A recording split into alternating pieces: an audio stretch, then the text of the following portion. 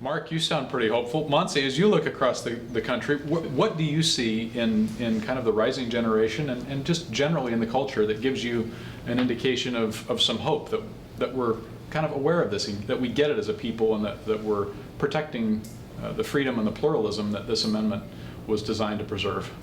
I think what makes me hopeful is an interest in history. People are very much interested in role models, who they were, how they lived, what they believed. If you think about being brave enough not to abuse power, George Washington is a great example of that, deciding that he had built something that didn't need him anymore. I think focusing on that and thinking about and leaning into that, really discovering who they were and what they were thinking and what their view of our country was and is for us, and feeling that charge, feeling that weight on your shoulders as an American, because we are privileged. And we do live in the greatest country in the world.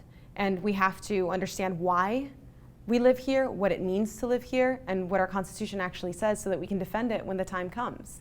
And I think this generation is very much equipped for that and should be looking for opportunities to learn more.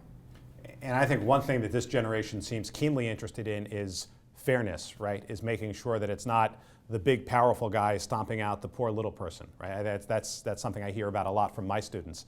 Well, you know, if you think about the First Amendment as basically a question of fairness, of not letting the majority decide that somebody else is too different, is too small, is too weak, is too undeveloped to get your protection, right? Of instead saying, no, we're going to treat all people the same. We're going to give all of our brothers and sisters in humanity equal protection. They all have the same rights to life, liberty, and pursuit of happiness.